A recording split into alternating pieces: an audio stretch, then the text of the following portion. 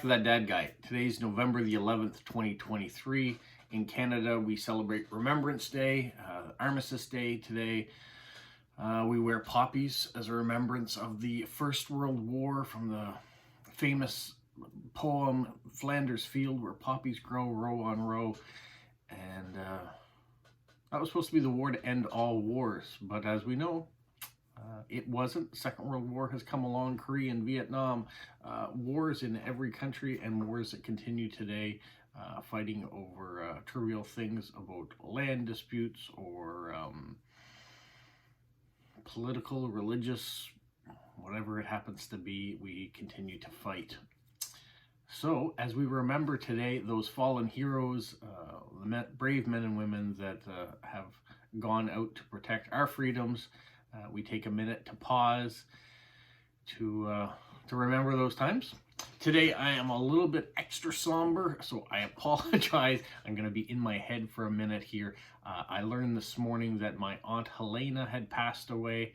She was my father's sister-in-law, and that leaves my father as the last of his generation in the family. He's lost both his brother and his sister and their spouses. On my mother's side, it is just my mother and one of her brothers left. All the other spouses and siblings are now gone. So we think of previous generations, we think of the current generations that we have, and time does not stop. It continues to march on, whether we want to or not. And so we think of those great things, the great memories I had, especially with this particular aunt. She lived in New Zealand with my uncle for a good period of time. She certainly lived in other places too, but I had the pleasure with my wife for our honeymoon. We went over to Australia and New Zealand back in 2002, I guess, excuse me. She was in Auckland at the time, and we stayed with her for a week and had a great time learning about her more as a person, as an adult. When we were living in Vancouver, she stopped and visited us on her way through as she was traveling back to England to visit family, so we got a chance to see her there. Growing up, her and Uncle Lionel would stop every once in a while here in Moncton and visit with Dad, so got a chance to see them when we were younger too. So some great memories all along, and she certainly will be missed. It's been a while since I've gotten to see her. We used to communicate back and forth through email, and got the odd Christmas calendar and things as well from her, with beautiful animals and scenery from New Zealand. So lots of great memories. Yeah, she's going to be missed. But so that's why a bit more somber today. We're going to switch gears though, and talk about questions. You've left a few questions for me, some from last week and some from the week before. So we're going to go back to the ones from the week before and do those, and then we're going to refresh and tell you what the question for the month of November is, so you guys can participate in that. And then if you're new to the channel, welcome, and make sure you subscribe, you like, you hit the notification bell, leave positive comments, and especially for these Saturday videos, leave me questions, and then I'm going to answer them the following week. All right, let's get into it. The first question I have comes from Amber in Missouri, and she says, what is your favorite pre-Halloween meal to have? So we're going back to Halloween because this was 2 weeks ago when this question was left. I said we did some chili and combined this year. It was so cold outside. So our cornbread, not combined. We had chili and cornbread this year as it was cold outside. I don't really have a pre-Halloween meal. What I cooked this year was just plain chicken breast, salt and peppered, and baked potatoes. My son had basketball practice, so I fed him first, and then kids can start trick-or-treating here in Moncton between 4 and 8. Those are the time frames. Usually we don't get the first child until about 5 o'clock though, because it all depended on parents getting home from work and getting the kids all done up in their outfits. And so I didn't get my first child really ring the doorbell until about 5 o'clock, and the last one stopped at 7:30, so that was our window. So I ate chicken, and I stayed at the front door for those 2.5 hours, I guess. So I didn't even eat my baked potato because I didn't want to go back and do things. I was always answering the door. So no real pre-Halloween meal for us here. All right, what other questions do we have from 2 weeks ago? I know there is another one here. Okay, this one comes from Monty in Saskatchewan, or Monty and Violet in Saskatchewan. He says, what is the most misdirected piece of mail you have heard about in your job or letter as a letter carrier? Well, I must preface this. He did say a couple of days ago, this going back to the end of October, he received in his mailbox a postcard addressed to a person in Conception Bay, Newfoundland. So Saskatchewan and Newfoundland are quite far apart. I haven't received misdirected mail that was too far flung in my mailbox, but as a letter carrier, as you stated, or as a rural mail carrier, I certainly get mail that comes into my sorted mail, and when I go through it, it doesn't belong to me. Certainly I've had European mail, or or get some mail from down south, like it's in Australia. So sometimes they get the two Sydneys mixed up, Sydney, Nova Scotia, and Sydney, Australia.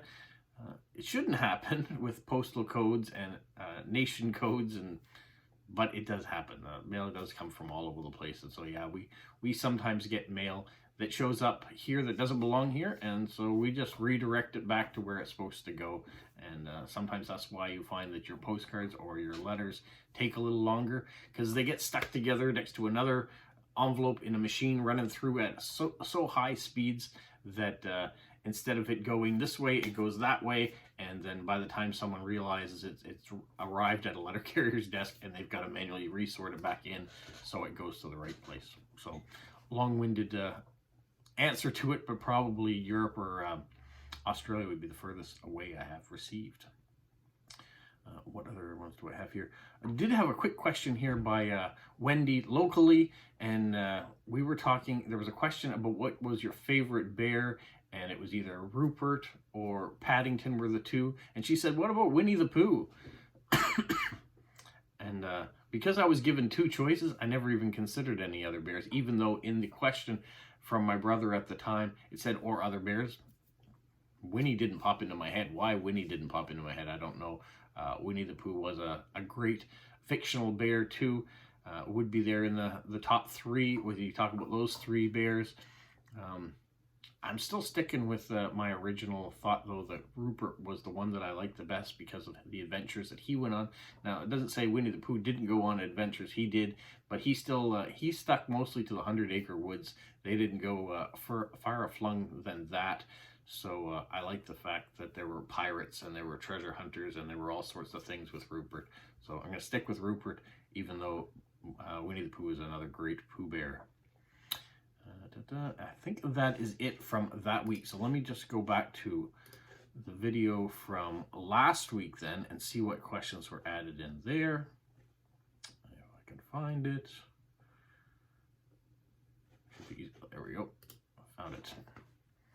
Okay, so, excuse me, Ida Marie in the U.S., in the southern U.S., says, as a postal carrier, did you ever get a Christmas gift, and what was the most memorable one?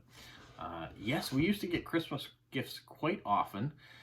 Certainly when I was more rural. The route that I have now is kind of a city route almost, so it was not too far out into the rural area. Most of my customers are in community mailboxes, so when it comes to Christmas gifts, sometimes people leave a box of chocolate in the community mailbox for me, which I really appreciate.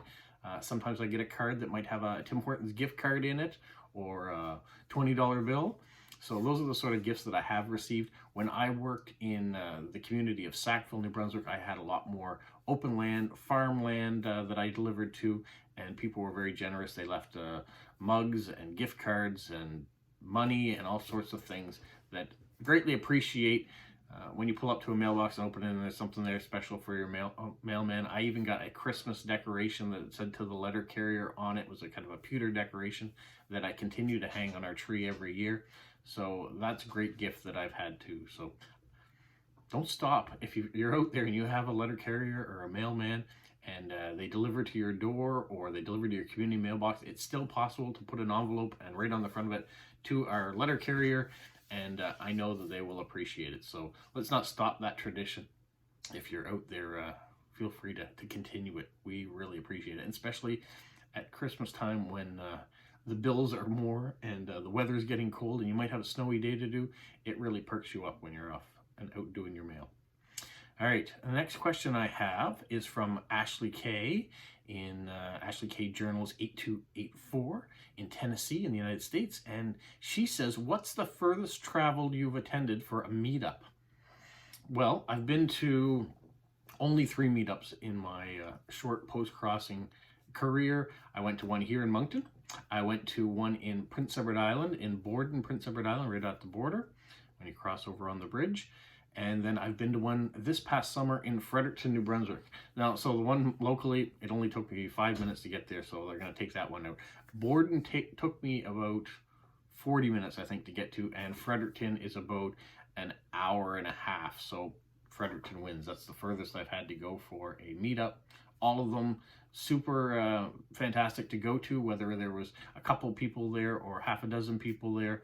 They weren't very big either way, but I got to meet new people. I love meetups. If you get a chance to go to a meetup, go to a meetup. They are a lot of fun to connect with people that enjoy the same hobby you do. All right, next question comes from Great Stamp Adventure. So Shawnee in Australia, Shawnee in New Zealand. That was a big faux pas. She says, the question is it true that dogs sometimes chase the postman as you see in cartoons? They may not chase them like you see in cartoons, but dogs are usually there to protect their space, their environment, and sometimes, yes, when the mailman shows up, if they don't know who the mailman is and they're doing their job, they're going to bark, they're going to try to chase at you. We are certainly given fair warning that when you pull into a residence, if you have to get a signature for a parcel item or drop something off, be aware of the surroundings. Look for those dog dishes, dog houses, leashes that are outside, food bowls, whatever it happens to be. Be aware that if there's a dog there, you need to have caution. And if the dog seems like he is not wanting you to be there, maybe it's best that you not remain. So yeah, you sometimes get chased. I have been bitten, I've said once in the past, by a young German Shepherd dog. And he only got me a little bit as I got back into my car, but it was enough to know that he was doing his job. He was protecting. I don't have any fault against the dogs for protecting their homes. So yeah, I do have fault sometimes with the owners for not putting them on leashes properly or protecting. When you come to the front door and they're barking like crazy, sometimes they get through the owners, and the owners are saying, oh, no, it's just his bark. No, just put your animal away for a moment while we get the signature and then let them run free. That'd be great. So that's the advice that we have. So yeah, sometimes mailmen do get chased, or letter carriers do get chased. Okay, Amber in Missouri put a question on this video and says, what is your favorite birthday memory? Well, my favorite birthday memory actually took place when I was in my 20s. My wife Shanda and I were living in Vancouver, and Shanda for my birthday got me a flying lesson. So we went out to a local airport and got to get in this little plane. The pilot looked like he was about 18 years old. He was a cadet, I guess, and so he was learning to fly, or had his pilot's license through cadets. And so he took us up in this little plane. My wife was in the back seat, and then the two of us were in the front, and we flew over Vancouver. This was before 9/11 ever happened, so we were able to fly right over the city and do tours around Stanley Park. And if there was something we wanted to see, like where we lived, he flew us by there. And the really cool thing, on landing, he let me help land the plane.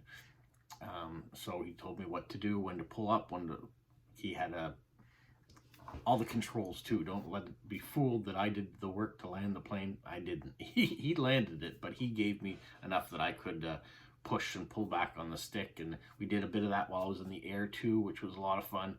But that is my favorite birthday memory. It was super special to go out and do that. And yeah, I'm gonna remember that one forever. I'd always wanted to be a pilot, so my wife gave me an opportunity to be one for whatever it was, an hour and a half, however long we were up there. So a lot of fun. So that's my favorite birthday memory. And I believe that is the end of my questions for this week. So make sure you leave questions in the comment field for next week and I'll answer them. We are going to just quickly go to what my question is for you for November. So the first Saturday of every month, I ask a question of you, and then on the following first Saturday, I read the postcards that I get back with those answers. So in November, I said, what is your favorite holiday dessert recipe? The reason I'm asking that in November is because if we get it to read to you guys on the first Saturday in December, it will give people a chance to actually make them for the holidays. And I'm hoping that at least one of those recipes I will make and do a video about as well. And so that's my hope. I'm hoping we'll get a lot of participation in this one and we'll get a lot of variety of recipes so we can try a few different things. So join me and participating by sending your recipe to my address, which is in the description of all my videos. So you can contact me that way. And then next week, I will answer your questions that you leave on the comment field of this video. So for everyone out there, have a fantastic Remembrance Day. If that's what you're doing, make sure you take time to remember those that have paid the ultimate price to give us the freedom that we have, whether those are people that sacrificed long ago or whether they unfortunately have been sacrificed of recent to try to protect your freedom. Super important. Have a magical week. What, Polo? You say like, subscribe, share, and tell all your friends? Who's a good boy? Who's a good boy?